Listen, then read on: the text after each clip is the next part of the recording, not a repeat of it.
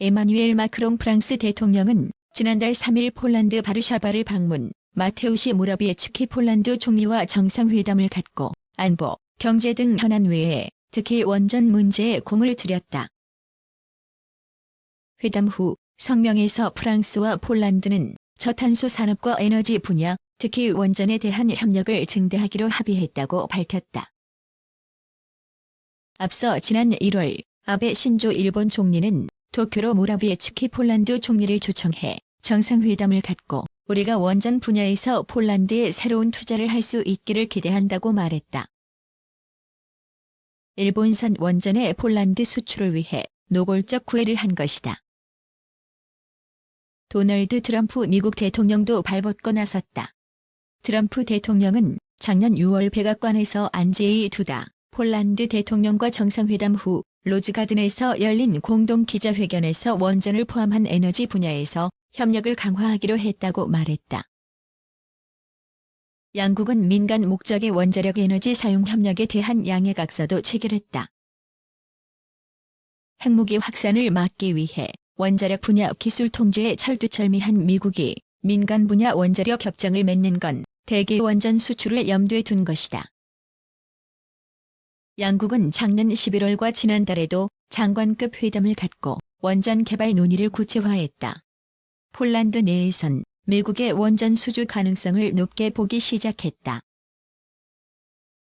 WNP 등 폴란드 언론은 최근 미국이 폴란드 원전 사업자가 될 가능성이 커졌다고 평가했다. 미국, 일본, 프랑스 정상들이 직접 수주전에 나서면서 한때 유력한 후보였던 한국은 점점 존재감이 약해지고 있다. 작년에 문재인 대통령도 폴란드와 정상회담을 했지만 원전 수주에 대한 언급은 없었다. 원전 전문가들은 문재인 정부의 탈원전 정책으로 두산중공업을 비롯한 국내 원전 산업계가 고서위기를 맞는 상황에서 폴란드 원전은 우리가 국가적 총력전을 벌여서라도 반드시 따내야 할 프로젝트라며 정상급에서 지금이라도 적극 나서야 한다고 지적했다. 폴란드 정부는 전체 전력의 80% 이상을 석탄 발전으로 생산하면서 온실가스 배출과 대기오염 문제가 사회 문제로 대두하자 2018년 11월 2043년까지 원전 6기를 건설하겠다는 계획을 밝혔다. 투입 예산만 156억 유로에 이른다. 원전 사업자 선정은 이르면 올해 말 결정된다. 2009년 UAE 바라카 원전을 수주한 이후 원전 수출 실적이 없는 한국으로선 폴란드 원전 수주에 사활을 걸어야 할 입장이다. 탈원전 정책으로 국내 원전 건설이 끊기고 해외 원전 수출마저 없으면 국내 원전 산업은 버틸 수 없기 때문이다. 그런데도 한국은 적극성이 떨어진다는 비판이 나온다.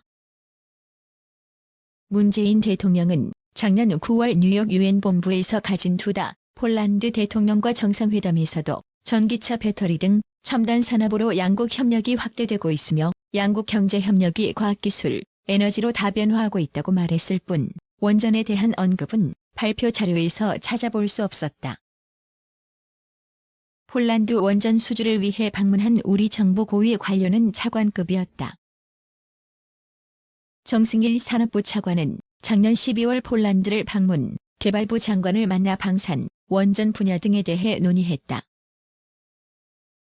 피오트르 밀러 폴란드 정부 대변인은 지난달 18일 폴란드 매체 라디오 원 인터뷰에서 미국과 프랑스 중 신규 원전 건설 가능성이 더 큰 나라는 어디냐는 질문에 아직 협상이 진행 중이라고 했다.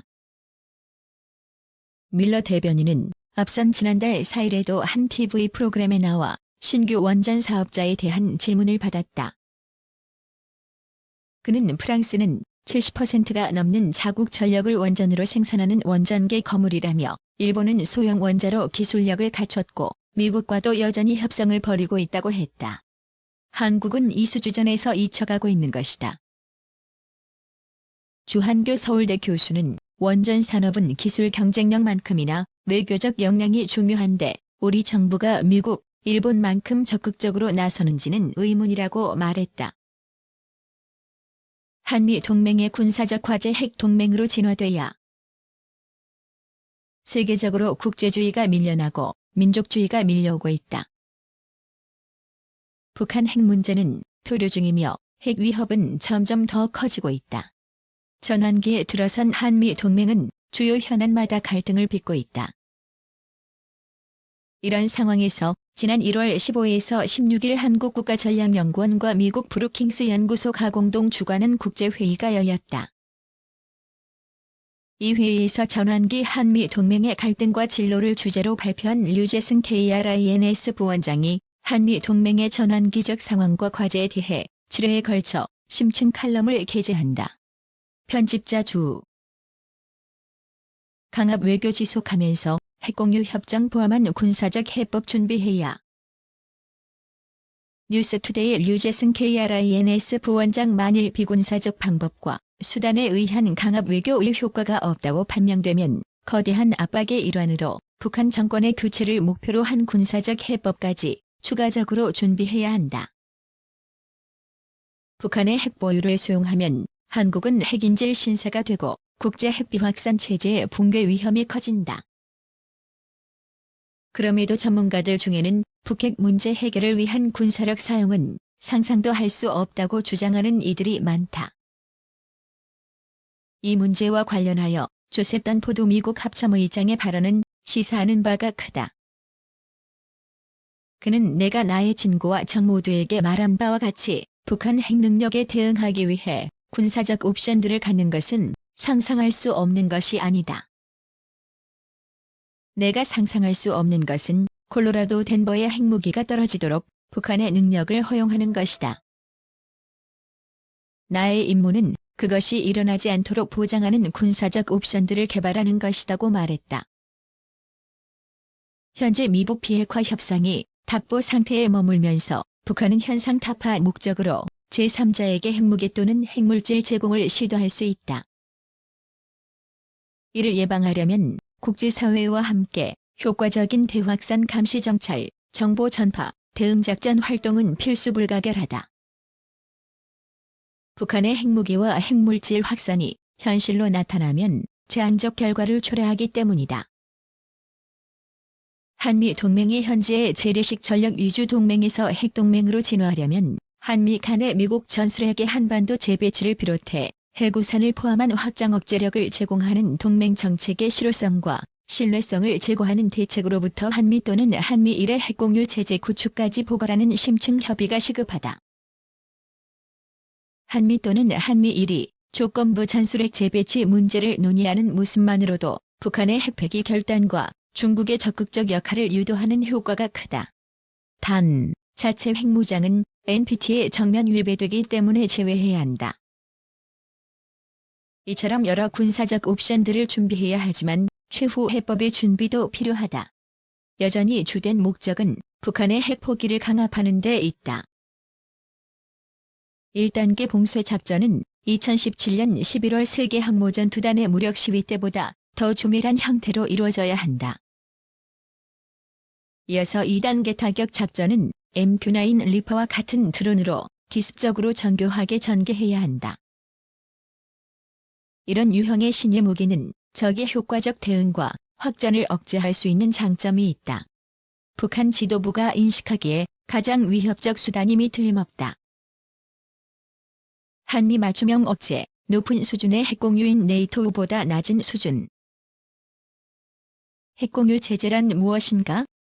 미국은 평상, 위기, 전쟁의 상황에서 동맹국을 방위하기 위해 주둔국에 배치된 미국의 자산뿐만 아니라 본토와 해외에 배치, 운영 중인 가용 전략 자산을 활용하여 확장 억제력, 즉 해구산, 재래식 정밀 타격, 미사일 방어 능력을 제공한다. 따라서 핵공유 체제는 이러한 미국의 확장 억제력과 동맹국의 재래식 정밀 타격, 미사일 방어 능력의 상호 운용성을 보장하는 방식으로 통합 운용하여 적대국의 핵 대량 살상 무기 위협을 억제, 강압, 대응할 수 있도록 협력 메커니즘을 통해 핵 정책과 연합 작전의 계획 준비 실행 평가 과정을 공유하는 제도적 장치이다. 네이토의 경우 미국과 비핵국 독일 등 5개 회원국은 전술핵의 저장, 관리, 운반수단, 작전 운영 등을 공유하는 높은 수준의 체제를 갖추고 있다. 그동안 한미 양국은 점증하는 북한의 핵미사일 위협을 억제하기 위해 각고정려하여 현재 상태는 낮은 수준의 핵공유 체제를 운영하고 있다고 평가할 수 있다. 한미 국방부는 2011년 한미억제전략위원회를 설치했다. 이 회의체에서 다룬 중요 의제는 안보협의회의에 상정돼 양국 장관의 승인을 거쳐 실행에 옮겨졌다. 2016년에는 한미 양국 장관의 의사결정을 기민하게 보조하기 위해 위기관리 기능을 추가 설치했다. 참고적으로 미국과 일본 사이에도 2011년 후반에 한미억제전략위원회와 유사한 기능의 확장 억제 대화체가 설치되어 운영 중이다. DSC는 네이토의 고위 참모그룹, SCM은 핵계획그룹의 위상과 기능에 비견되는 협의체다. HLG는 27개 회원국 국장급 관료 및 전문가들로 구성된 조직으로서 미국이 의장국으로 연중 수차례 개최한다. NPG는 27개 회원국 국방장관들로 구성된 최상위 정책결정기구로서 사무총장이 주재하여 연 1회 개최한다. 중간 수준 또는 높은 수준의 핵공유 체제로 진화 시급해. HLG는 핵정책, 핵운용 계획, 태세, 전술핵 무기 개량, 안전 등을 협의하며 NPG는 핵정책과 핵전력 운용뿐만 아니라 핵군비 통제, 비확산 의제 등을 협의한다. NPG의 업무를 보조하기 위해 실무 기능도 수시 운용하고 있다. 한미 양국은 이와 같은 협의체 운영을 통해 계획 준비 실행 연습 분야의 공유 체제를 발전시켜왔다. 이제는 이러한 낮은 수준의 핵공유 체제를 진화시켜 중간 수준 또는 높은 수준의 핵공유 체제를 갖추는 데 힘써야 할 때다. 중간 수준과 높은 수준의 차이는 전술핵의 한국 전진 배치 여부를 기준으로 구별하면 될 것이다. 이를 위해 네이토의 사례를 좀 더 면밀히 살펴볼 필요가 있다. 네이토는 이 세상에 핵무기가 존재하는 한 적대국의 핵 대량 살상무기 위협으로부터 동맹국의 억제력과 방위력을 보장하기 위해 최소한의 필수 핵전력에 의존하는 핵동맹으로서 미국의 전략, 전술핵 및 재래식 전력과 동맹국의 재래식 전력을 통합 운용하는 체제를 갖추고 있다. 네이토에서도 핵 운용을 위한 최종 결심은 미국 대통령만의 불가침 권한이다. 그러나 핵 투발 계획을 실행하기 전 시간이 허락하는 한 당사국과 상의하도록 규정돼 있다. 나아가 당사국의 일부 전투기는 핵 운반 능력과 대비 태세를 유지하며 주기적으로 미국 전략 폭격기를 엄호하는 연습도 시행하고 있다. 작전의 실행 과정을 공유하고 숙달하기 위해서다. F-35, 이중 목적으로 활용하고 주기적인 훈련도 실시해야. 전술핵이 전진 배치된 5개국 외의 다른 회원국들은 준비 및 실행 체계는 공유하지 않고 핵 정책과 전력 태세 변화 상황만 공유하고 있다. 네이토는 2020년까지 전술핵을 B-61-12로 개량하여 대체하고 2025년까지 이중 목적 전술 폭격기를 F-35로 대체할 예정이며 SM-3 등 미사일 방어 체계도 강화할 계획이다. 이러한 관점에서 지금 한국 공군에 실전 배치 중인 F-35를 이중 목적으로 활용하는 방안과 주기적인 훈련 실시를 적극 검토해 볼 만하다. 이렇게 되면 한미 동맹은 중간 수준의 핵공유 체제를 구비하게 되는 것이다. 나아가 높은 수준의 핵공유 체제를 실현하기 위해 전술핵을 조건부로 한반도에 전진 배치하는 문제를 적극적으로 논의할 필요가 있다. 이에 관한 성공 사례로서 네이토가 1979년 12월 12일 이중 결정을 채택했던 배경, 경과, 결과를 참고할 만하다. 북한이 핵을 포기할 때까지 전술핵을 전진 배치하는 방안과 북한이 FFVD 원칙에 따라 신뢰할 만한 비핵화 행동을 보이지 않는다면 특정 시점까지 전술핵을 전진 배치하겠다는 입장을 천명한 후 실행에 옮기는 방안이 그것이다. 현재 미국은 전술 폭격기를 투발수단으로 하는 전술핵 150에서 200개를 독일 등 서부 유럽 5개국에 배치해 놓았고 미국 본토에도 300에서 350개의 전술핵을 보관 중인 것으로 알려졌다. 한미 전술핵을 조건부로 한반도에 전진 배치하는 협의 착수해야. 전술핵의 한반도 전진 배치에 대한 부정적 견해도 존재한다. 세계 비확산 체제 위반인 데다 북한의 비핵화를 강요할 명분을 잃어버릴 수 있고 안전한 저장, 관리가 부담스러우며 유사시 기지 요원과 시설은 물론 주변 지역 주민의 생존성도 취약해진다는 것이다.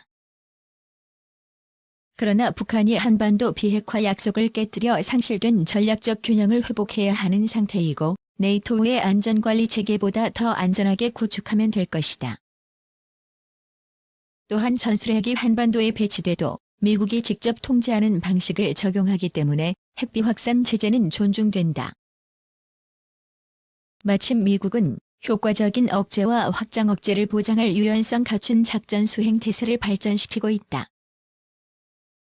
지난해 8월 미국은 러시아의 조약 위반을 지적하면서 중거리 핵전력 조약을 공식 파기하고 아태 지역에 중단거리 미사일을 배치하겠다고 발표했다. 이에 따라 북한 지도부가 가장 위협적 수단으로 인식하는 잠수함 발사 저위력 열핵탄두와 순항 미사일의 실전 배치, 미사일 방어 능력의 증강 등이 이뤄지고 있다.